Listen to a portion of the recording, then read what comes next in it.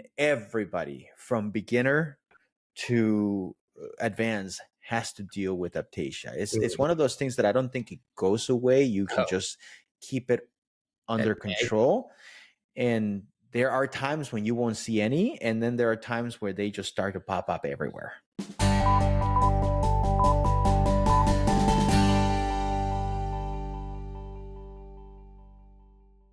Hello, everyone, and welcome to another episode of CVtv Podcast. My name is Carlos, and I'm here with David Chacon, owner of CoralVue. How are you, Dave? Oh, doing well, Carlos. Back for another year. For another year. Yeah. Yes. New year, new topics, right? New information. I think we have a great.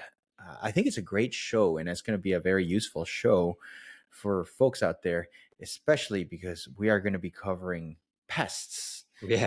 And this is going to be this is not going to be a one show thing. It's going to be multiple shows because unfortunately there's a lot of pests out there that we all have to deal with on a regular basis. No doubt. Yeah. So you put all this work into these aquariums, you can have perfect parameters, do everything right. And then you got this nuisance pest that can just totally derail all your efforts. Yeah, and then there's different levels where some of them are easily treatable, some of them are medium, and some of them are like you might have to tear everything down and start from scratch. So I think what we're going to do is we're going to cover some of the most common pests out there, and also in every show we'll give you tips on what to do to try to prevent them. Some of them are not going to be able to prevent, but hopefully those are the ones that are easily treatable, and then you can do your darn hardest to make sure that you don't get the other ones.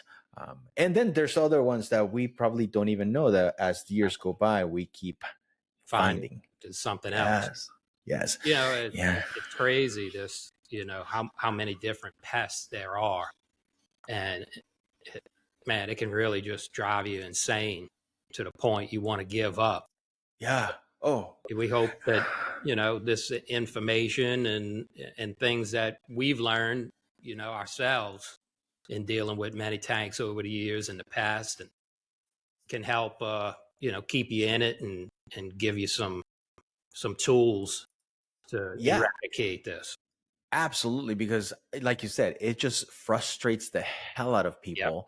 And then it makes it hard. It takes the wind out of the sail. Correct. I mean, it just makes you, it just makes you sometimes, it's like, I don't even want to see the tank anymore. And at that point, you're like, why am I wasting all this money doing I'm not things? getting any enjoyment out of this because I'm dealing with stuff I can't get rid of. Yes. It's hard. Yeah. So, so the first one that we're gonna deal with is like the most common out there, and it is, there's different pronunciations about it, but the way I've learned to pronounce it is Aiptasia. Yeah. So it's the Aiptasia. What's the easiest way to explain it? It's an anemone. It's a trash anemone that just explodes in population. Yes. It does really well in warmer water, so which pretty much our tanks do, especially during the summertime when our tanks go up in temperature. But they're just this type of anemone that is kind of like a weed. Yeah. And just like any other weed, they thrive in environments that other things would not thrive. Mm-hmm. Bad thing about Aiptasia too is once you get it, if you don't do anything about it, it can spread very, very quickly. Yeah. And then you'll end up getting with tiny little Aiptasias everywhere. And they don't need to be like next to each other. You'll start like you have one on the left side of the tank, and then you'll end up with a bunch on the right side of the tank. And it's like, how the hell did that happen? Yeah. So it's one of those things where you don't want to let it get away, because if you do, it's going to get out of hand. Right. And they have little stinging tentacles. So, they don't sting. If you can touch them and everything, they're fine to humans, I think, unless you have some kind of allergy to them. But they do tend to sting corals. They sting corals, and they cause a nuisance to the point where the coral is annoyed and it closes and it retracts and eventually just gives up and dies. So you definitely want to get rid of them. So Aiptasia it reproduces asexually. So what it does is it buds off. Yeah. It just buds off. And it just thrives in everything. Everything. I mean, it's like hot water, cold water. It just thrives, and it just makes it really hard to get rid of it. And like Dave, you said, how do we get the Aiptasia? Where does it come from? How does it come into our systems?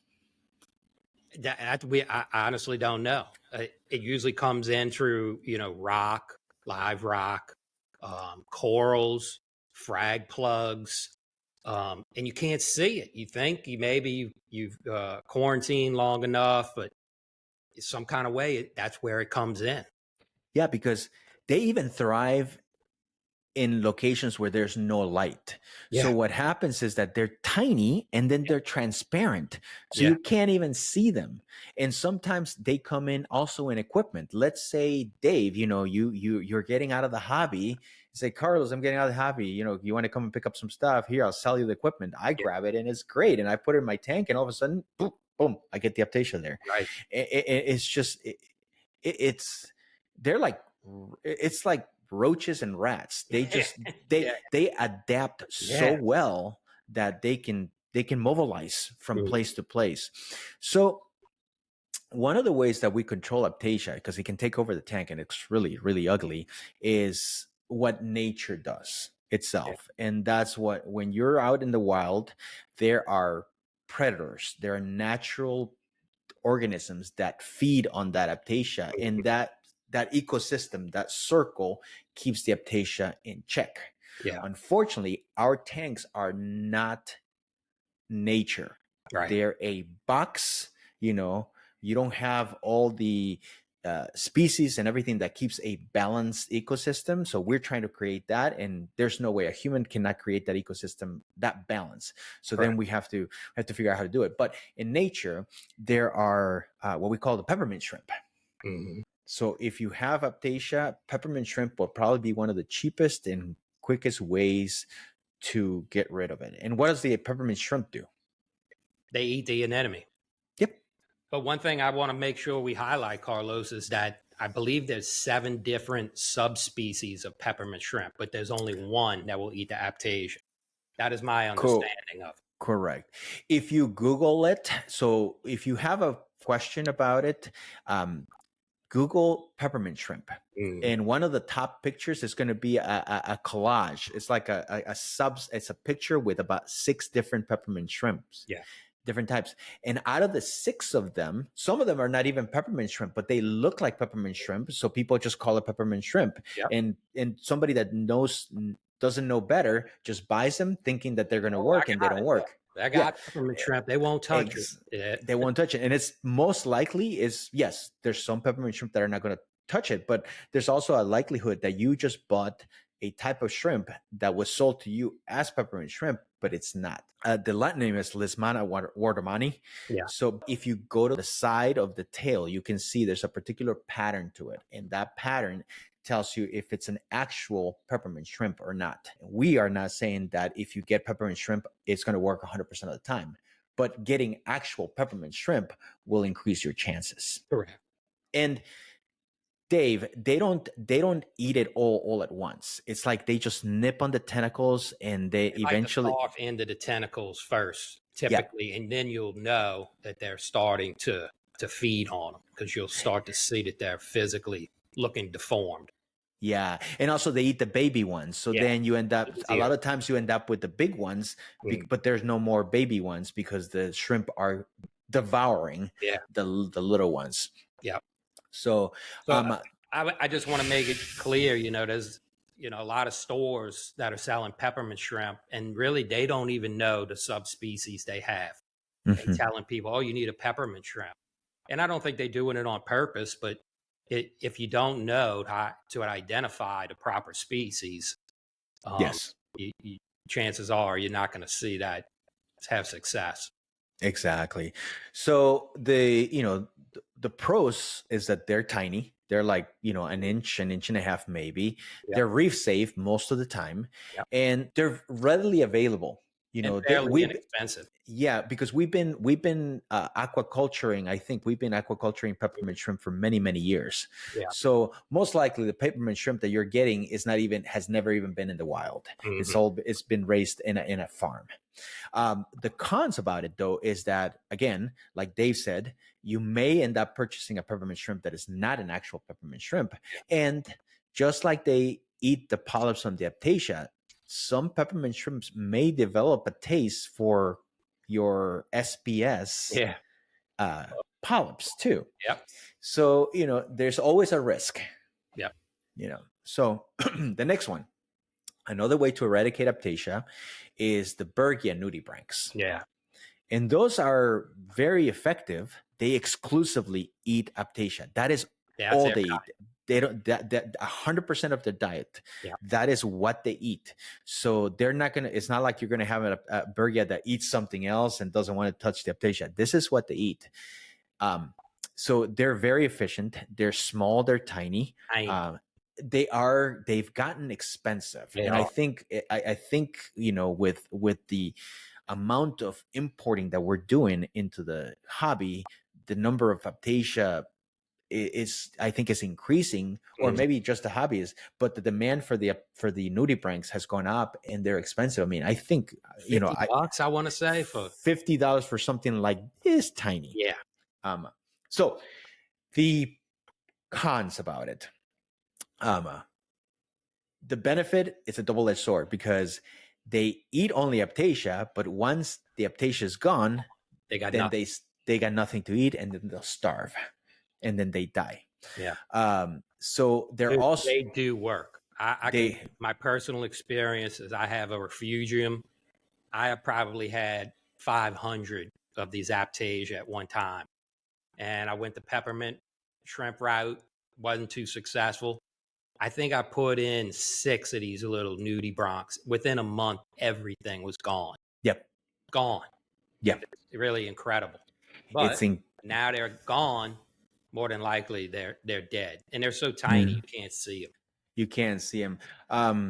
Keep in mind, they are nudibranchs, and like any other nudibranch, they are very sensitive to tank conditions. So if your nitrates are too high, then they're not going to like it. Temperature changes, things like that. So make sure that it's a stable tank. And another thing that people tend to forget is that they're tiny and they're nudibranchs, and they look delicious to another fish. Correct. Especially a wrasse. Yes. I was about to bring that topic up. I had another tank and I put them in, and needless to say, nothing worked. I didn't see the nudies eat any of the Aiptasia, but I had wrasses. So, and because they're hard to see, I can only assume that they got eaten before they had a chance to do their work. That was a nice expensive meal for that wrasse. Sorry. Yeah. So if you have wrasse, like a 6-line wrasse, melanoris wrasse, any type of Hylochorus, any type of wrasse, don't bother. No, don't. You're just going to waste $50, $100, $150, $200. They're going to eat them. So I would say don't even try it. Now, if you don't have any of that fish, then you can definitely give it a try. Yeah. All right. Dave, what else can we do to Copperband? I personally have not used the Copperband and saw those work, but I believe you have. Oh, yes. Does it work? Oh, yes, they do. Okay. They do. There's, it's some people don't like to use the fish because a lot of this fish that eat the Aiptasia, they're also very picky eaters. And the success rate of keeping them alive for long term in an aquarium tank, reef tank, is low because of that. Now, copperbands fall into this category. Copperbands by nature are very slow, very methodical, very meticulous eaters. And when you have a fish tank where you have tanks and other fish that are constantly, they're like, put a food bowl in front of a dog, they'll just chop your head off. So then the shy fish tends to veer away. But then eventually you find that fish, that copperband, where it's just out there, and that one will work. I mean, I've had great success with copperbands. I have no problem in my tank with Aiptasia because I have a copperband there. My copperband has been there for 4 years. because I tend to feed heavily, and I also feed bloodworms. Okay. So I find that this Copperband really likes the bloodworms. And I rather feed it bloodworms, which is high in protein, than feed him brine shrimp, which is like eating candy. Yeah. And because of that, my Copperband, when I first got it, it was like yay big, like this. And my yellow tang used to chase it around. Today, my Copperband is yay big, Wow. and the Copperband chases the yellow tang around. Wow. But it's thick and it's fat. Wow. So I know it's very happy fish. But yeah, it works.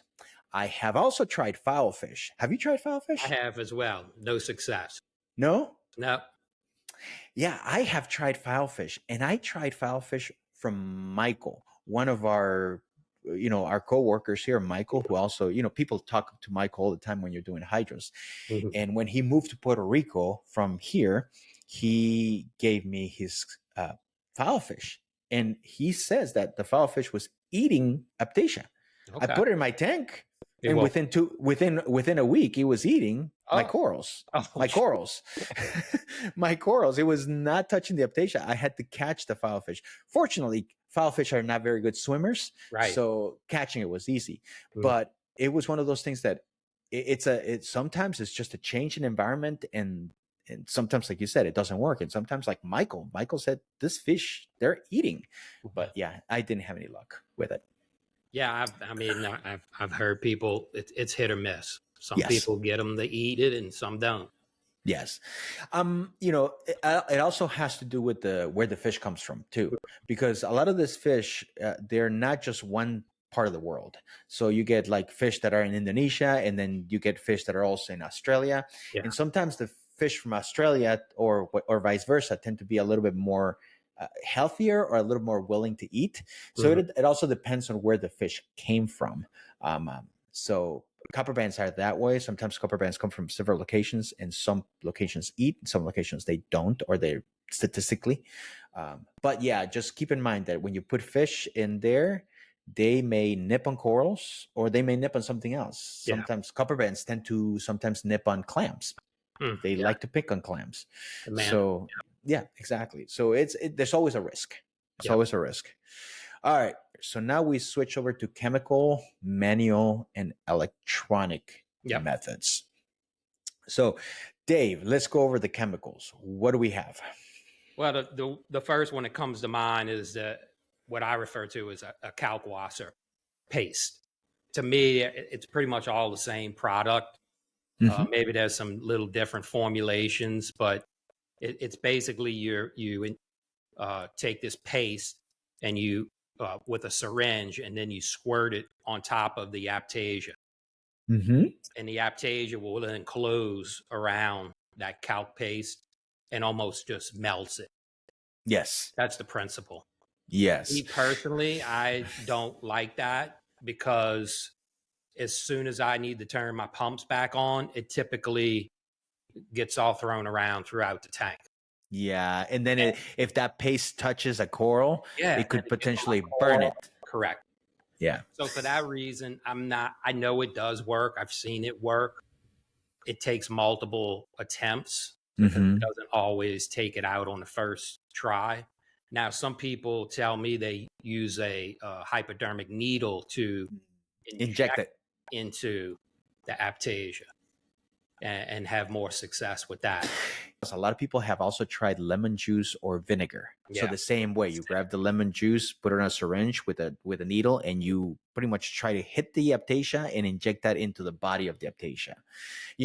And sometimes it works. And like Dave said, also there's Aiptasia X, there's F Aiptasia. There's so many chemicals out there. Yeah. But I think what we need to remember is that just like any other anemone, if you stress that anemone, it's going to go into a survival mode. Yeah. And the survival mode is to expel out little anemones, little eggs, little larvae everywhere.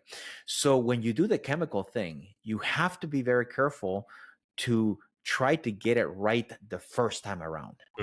Because if you don't, then you induce that stress, then that stress level induces the expel of the larvae, and then you can kill one, but then invisible to the human eye, you have millions floating around in your tank. And yes, some of them will get pulled by the skimmer, some of them will get pulled by the fleas, but some of them will settle and continue to grow. So you have to be very careful. Chemical is very careful because you have to get it right. Have you had the same experience? Yeah. And, it's definitely, that's what my concern is just, am I going to, next thing I know, have a million spores floating around because I didn't get all of it killed in the first treatment. Yes. Yeah. So that's the drawback of chemical. It works, but you have to be very careful, and you kind of have to weigh your pros and cons in there. Is that what you're willing to do? Okay. So then we switch over to manual removal, which is, some people say scraping or cutting off. And I think it goes back to the same thing as the chemical. It does. Yeah.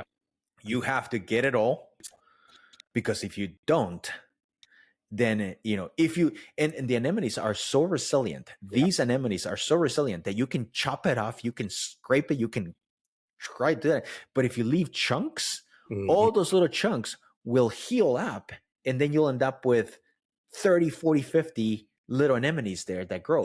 That's how resilient they are. And on top of that, it expelled all the larvae or the little anemones, the spores, and they're floating around. So all of a sudden you try to scrape one and you end up with thousands of them. Usually I'd say if it's on a rock, Carlos, you get the rock out and you start trying to carve into that rock. Yes. Yes. Exactly. And remove it that way to where there's nothing left, where it, you basically got white rock where it's down into it, where that enemy was sitting. Exactly. Sometimes if it's a small plug or something, like a rock plug or something, you may want to just, like a coral, you may just want to cut the coral, throw the rock away, and put the coral on a different rock if you don't want to bother with it. Yeah. Because if there's one, there's more. There's more. No doubt. Okay. All right. So now we have the next one, which is the electronic removal. And that's the fun one. Yeah. That's the fun one. I like it. To me, it's just, I love watching them melt, it's like die. Yeah. So let's go over the electronic removal. So we actually have MajanoWand. And how does that work, Dave? Well, basically it's a electrical current that runs through a tip, and I believe when it interacts with salt water, it creates hydrogen, and this hydrogen then is able to melt the Aiptasia or Majano. Some people refer to them as Majanos, which is where we come up with this MajanoWand that we sell here and distribute. And it's really neat. It's easy to use. It's got a little button that you hold in your hand, and you send the probe tip down. And basically, as soon as you hit the button and touch the anemone, it starts disintegrating. Yes. And you just stay there and keep working on it, and little bubbles will form, and it just dissolves it to where it's nothing. Yeah. I mean, it is actually kind of fun. I mean, it's a very morbid fun, but it is fun. And I know people say, oh, that's so mean. Trust me, when they're killing your corals, when you're killing all this stuff right there, it's like weeds. You're being mean to the weed. No, it needs to go. They are weeds. Yeah. Okay. The cons about it, Dave, is that it's not scalable. Correct.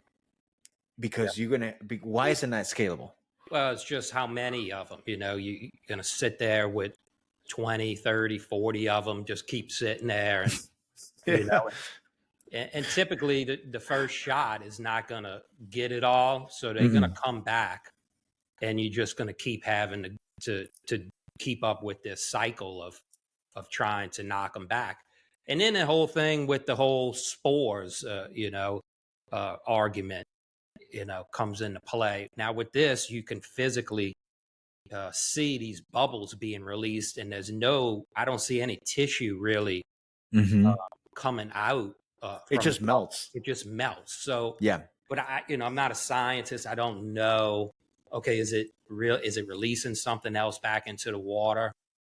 I don't know, but I know the anemone does get nuked. Yes. So, different things that we can do, again, electronic. So let's go to another electronic removal method. And this is ReefDelete by the makers of Senai and the makers of ITC Parwise. Yeah.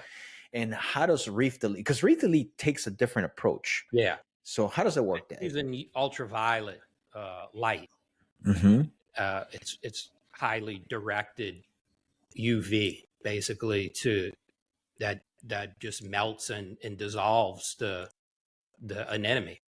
It's kind of like it hits at a cellular level. Yeah. Where then the cells get damaged and then they can't reproduce. And when the cell can't reproduce, then the anemone just dies. So it's a UVC light. It's chemical free. Yeah. I mean, literally, you're not introducing any chemicals into the water. You are not going to also stress the anemone in a physical way by trying to poke it, because it's light what is hitting it. It doesn't cause the anemones to release spores, because just like you and I, you don't feel the UV. It just, it's when it's happening, you don't feel it. It's until afterwards. But the drawback is that, again, it's you have to do it one at a time, and then most likely you're going to have to do it multiple times. Correct. So so there's a commitment to it. Yeah. That you're going to have to do this multiple times and just kind of take time out of your day and do it over and over and over again until the anemone is gone. So, there's no perfect solution to it, but at least there are multiple options depending on what your comfort level, your time, your passion, your stress, how frustrated you are at those little things. It depends. It depends. All right. One other one that I would like to throw in the mix is some people have used, and I've tried it personally, is a laser, high-powered laser. And, so this one's kind of dangerous. You need to wear proper eye goggles, but man, it works. It'll go through the glass, and you can hear the Aiptasia basically being zapped from outside the tank. I've used it, and it takes them down, but I think it aggravates them more than anything, to where they go into this fight or flight mode. You kind of talked on earlier, and next thing you know, you just got a ton of them all over. That was my personal experience, but thought it was worth mentioning. Yeah, no, just full disclosure. It's you gotta read the warnings and do it properly, because laser could take cause your eye out. You could take your eye out. You could damage fish. Corals also. So please be. I call that the nuclear option, and even that one is not that.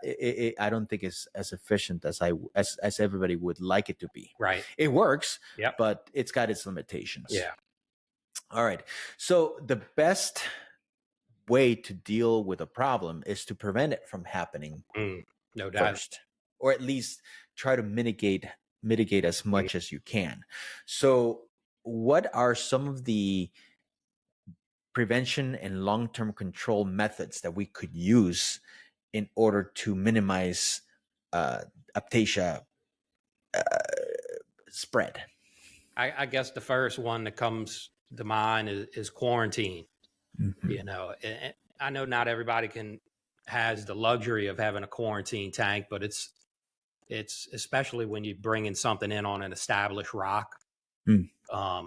Another one would be is if you got a frag plug, a new coral is cutting that plug off completely, even though you may think it looks clean. I know even some, it's nice because the coral's encrusted around the plug already. But man, these Aiptasia, they could be at the bottom of the plug. They could be where the coral is crusting onto the plug, kind of in there. I've seen that happen. but just cut the coral off the plug Yeah. and glue it down is the safest method. Right. Clean the equipment too. If you're getting equipment from somebody good. else, make sure you clean it. Make sure you run it through water, wash it. If the equipment can handle hot water, that might be one thing you do. Run it through hot water. Yeah. That ensures that kills not only Aiptasia, but kills all the stuff that you may not want. Yep. Another thing that you could do is regular tank maintenance and observation, which is just, when you're looking at your tank, oh yeah, pretty corals and everything. But at the same time, I spend more time trying to look at what's going on in the tank than the pretty corals. Make sure that there's no algae, the spots where I know that Aiptasias could be there. I just kind of like visually just look around. Everything is clean. Everything is good. And then I move on. Balanced ecosystem. And that's the big one, is when you're planning your fish tank, maybe don't go crazy with the wrasse. Right. Or be aware that if you're going to go crazy with the wrasse, then nudibranchs are not going to be an option. If you're going to do hawks, if you're going to do triggers, if you're going to do snappers, then obviously you are going to be ruling peppermint shrimp are out. They're no longer an option. So you have to make sure that when you plan your tank, you're not just doing something for now. You have to look at it as a chess game, and you have to look many steps ahead and be aware that your choices today will affect what you can do in the future to treat a pest, because it's not matter of if it happens. It's a matter of when it happens. That's good advice, Carlos.